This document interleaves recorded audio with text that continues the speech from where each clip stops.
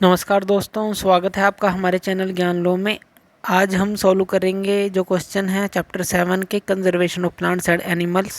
1 to 11 question इसके लेंगे। तो चलिए इसको सॉल्व कर लेते हैं। यहाँ पर पहला क्वेश्चन हमें क्या दिया गया है, मल्टीपल चॉइस क्वेश्चंस हैं ये हमारे पास। Wild buffalo is an endangered species because. अब एंडेंजर्ड स्पीसीज़ क्या होती हैं, यानी कि जो लुप्त होने के कगार पर होती हैं। तो wild buffalo is an endangered species क्यों है ये, क्योंकि इट्स पॉपुलेशन इज़ डिमिनिशिंग। हम ये कह सकते हैं कि जो इसकी पॉपुलेशन है वो ख़त्म होती जा रही है, तो इसलिए ये एंडेंजर्ड स्पीसीज़ है। दूसरा, which one of the following changes में ओकर ड्यू टू डिजर्टिफिकेशन। क्या क्या चेंजेस आते हैं डिजर्टिफिकेशन के कारण, यानी कि जैसे जैसे आप पेड़ों की कटाई कर रहे हैं और रेगिस्तान जो है बनते जा रहे हैं, बंजर हो रही है ज़मीन, तो उसके कारण से क्या क्या चेंजेस आते हैं।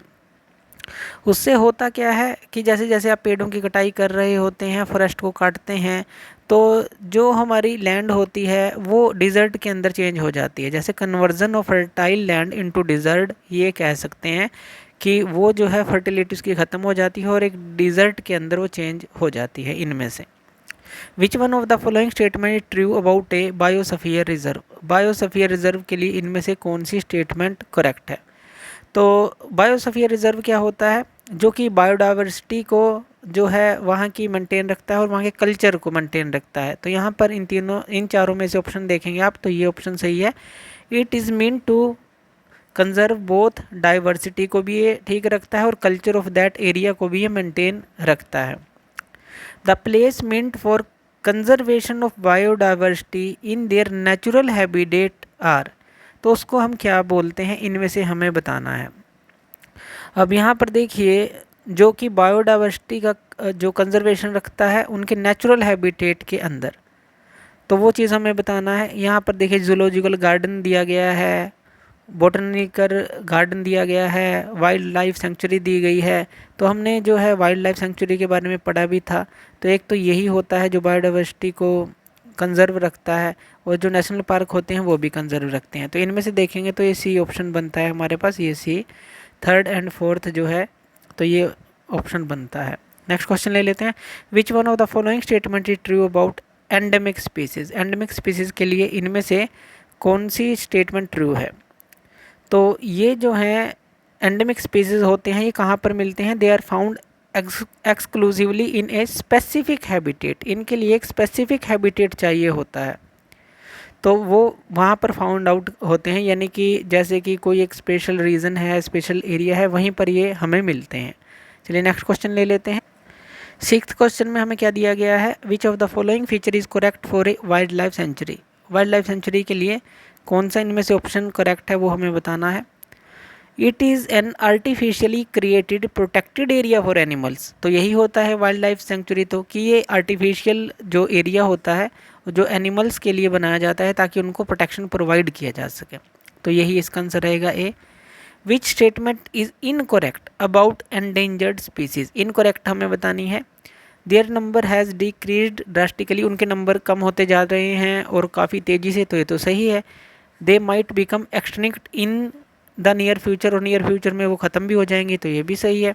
दे pose a danger to other animals, कि वो अदर एनिमल पर डेंजर जो है फैला रहे हैं या उनके दूसरे एनिमल के डेंजर का कारण है, तो ये बिल्कुल गलत है। तो यहाँ पर ये आंसर रहेगा सी, जो कि गलत है। Their natural habitat needs to be protected, और उनके नेचुरल हैबिटेट को प्रोटेक्ट करना भी ज़रूरी है, तो ये भी सही है। तो यानी कि सी जो है इसका आंसर रहेगा, जो कि गलत स्टेटमेंट है यहाँ पर। नेक्स्ट ले लेते हैं। What do black buck, elephant, python and golden cat together represent in a forest. तो ये सारे क्या है, क्या दिखाते हैं फॉरेस्ट के अंदर। अब हमने फ्लोरा एंड फौना के बारे में पढ़ा था। फ्लोरा जो दिखाता है वो फॉरेस्ट यानी कि पेड़ पौधे इस तरह की चीज़ें दिखाते हैं, और इस तरह के एनिमल जो है वो फौना दिखाते हैं।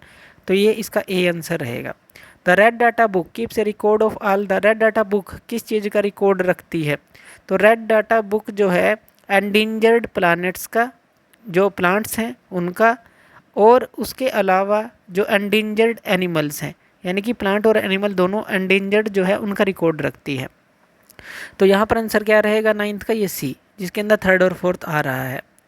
Migratory birds fly to far away. Migratory birds कौन से होते हैं? जो बहुत दूर तक उड़ के जाते हैं एक एरिया से दूसरे एरिया में, ताकि उनको सुटेबल जो है एनवायरनमेंट मिल सके जब एनवायरनमेंट चेंज होता है कहीं का, रीजन का, किसी एरिया का।